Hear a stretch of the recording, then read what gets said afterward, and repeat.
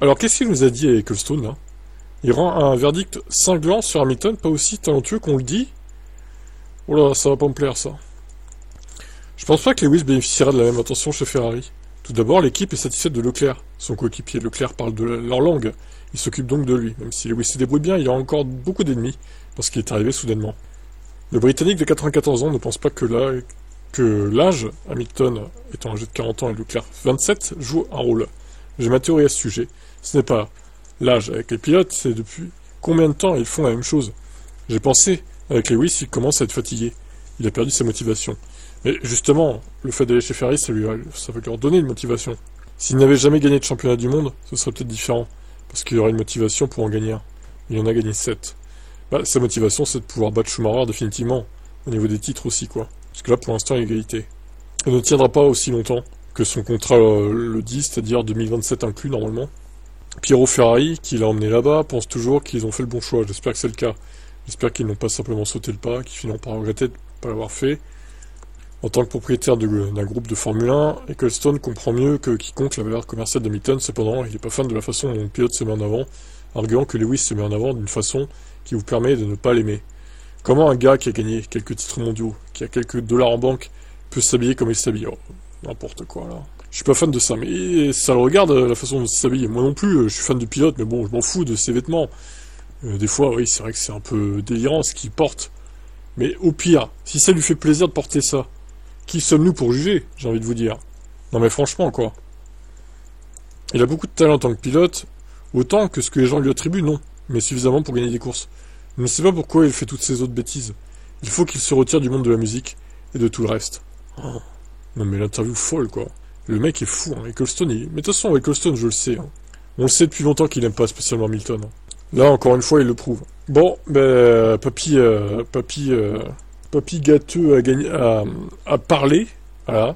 Encore une fois, bon, on est d'accord ou pas avec lui, il a son avis. Je suis rarement d'accord avec Ecclestone, on va pas se mentir. Et là encore, une fois, je suis totalement contre ce qu'il dit, quoi. Ce que je dirais, c'est que t'es pas septuple champion du monde pour rien, t'as pas plus de 100 victoires et de 100 pôles pour rien, quoi. Au bout d'un moment, c'est bon. Allez, ciao. Mick Schumacher vise-t-il encore un rôle en Formule 1? La Formule 1 reste un rêve. Pendant mon temps libre, lorsque j'étais dans la voiture de course alpine où je m'entraîne dans le simulateur, la priorité, avec 100% de concentration, est le projet à longue distance. Nous en serons plus sur notre voiture qu'il y a un an, mais nous sommes encore en train de régler les derniers détails, de tout mettre au point. Donc oui, il va être engagé en WEC chez Alpine, hein, Mick Schumacher. Bon, il a quand même fait 44 GP de Formule 1 pour As, c'est bien de le rappeler aussi. Maintenant, Mick, avait-il le niveau Formule 1? Ça, c'est la question qu'on peut se poser. Il a fait quelques bonnes choses, mais malheureusement, globalement, je trouve que c'était quand même insuffisant, avec surtout beaucoup de crash à la clé. Et ça, chez As, on en avait marre de payer pour ces bêtises à Mick.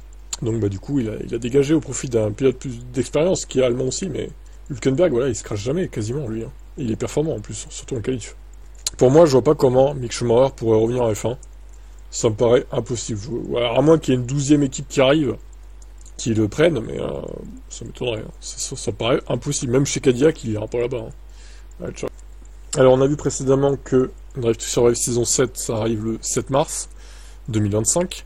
Mais, y aura-t-il une 8e saison au final? Bon, moi, perso, je vois pas pourquoi ça s'arrêterait comme ça. Sachant qu'il y a Hamilton chez Ferrari en plus, je pense qu'il va y avoir de quoi dire là. Hein.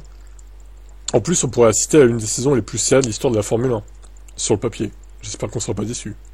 Selon nos informations, il est prévu de suivre de près les 10 équipes de Formule 1, leurs pilotes et leurs personnels également tout au long de 2025, ce qui devrait donner lieu à une 8e saison de la docu-série.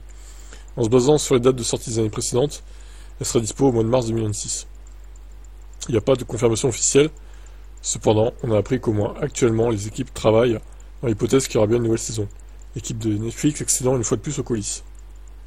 En vrai, je pense que cette série va continuer. Je vois pas comment ça serait possible que ça s'arrête en fait. Sachant que ça alimente aussi la Formule 1, ça ramène de nouveaux fans tous les ans finalement. Pour moi, ça s'arrêtera jamais. Je vois pas pourquoi ça s'arrêterait. Hein. Surtout la 2025, saison serrée qui est en préparation. 2026, nouvelle réglementation, il y aura des choses à dire aussi. 2027, 28, etc. Peut-être le départ de la F1 de Max Verstappen. Et la dernière saison du Hollandais en F1. Franchement, il y a plein de choses à dire dans le futur. Pour moi, ça va pas s'arrêter avant au moins 5-6 ans, hein, minimum. Hein. Donc, bon, à voir. En tout cas, je regarderai tant que ça continuera. Vous êtes beaucoup dans les commentaires à pas aimer cette série. Bon, c'est sûr que c'est un peu léger le ton, hein. C'est pas non plus hyper utile quand t'es fan de F1 de la regarder, non plus. Je trouve que ça fait quand même un complément, tu vois les images des coulisses et tout. Puis en attendant la nouvelle saison, ma foi, pourquoi pas se repencher sur 2024. Allez, ciao. Alors, Max Verstappen nous a fait une petite blagounette. Alors, voyons. À propos du Super Bowl. L'un des plus grands événements du calendrier aura lieu aujourd'hui en Amérique. Donc là, au moment où je fais la vidéo, on est le 9 février. Bon, je la mettrai peut-être en décalé, la vidéo. Vous savez comment ça marche, c'est en programmé, etc. Mais lors d'un live stream, Max Verstappen a fait une blague sur l'événement majeur de dimanche soir, qu'il a lui-même trouvé amusante. C'est quoi un Super Bowl, a-t-on demandé. C'est quelque chose dans lequel tu manges, a été la réponse amusante de Verstappen. Par la suite, ses coéquipiers, mais aussi lui-même, ont trouvé ce commentaire rapide très drôle. Voyons, il y a même une vidéo. Voilà. Jen, what's a Super Bowl? It's what you eat out.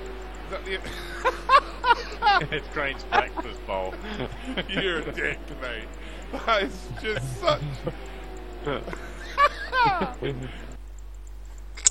Alors, un bowl, en anglais, c'est un bol, du coup.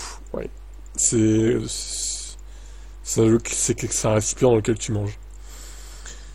Oh, c'est pas hyper drôle, on va pas... Voilà. Bon, il a trouvé ça drôle, ma foi. C'était la petite vidéo légère du jour, mais c'était pas hyper drôle, quand même. Humour un peu étonnant, Max. Hein? Allez.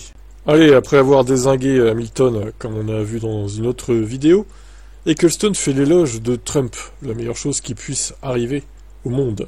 Trump est la meilleure chose qui puisse arriver au monde. Comme j'ai déjà dit dès le premier jour, c'est un dealer. Un dealer. Il présente les choses comme suit. Ok, vous ne voulez pas que je fasse ceci? Eh bien, c'est ce que je veux que tu fasses. Alors, faisons un marché. Je vais reculer un peu, mais il faut que tu te réveilles. C'est un bon négociateur. Ecclestone et Trump ne sont pas des inconnus l'un pour l'autre. Il y a 15 ans, le Britannique a essayé d'organiser un Grand Prix dans les rues de Manhattan. Et Trump l'a aidé à mettre en place l'idée. Il y avait une condition, tout devait porter le nom de Trump.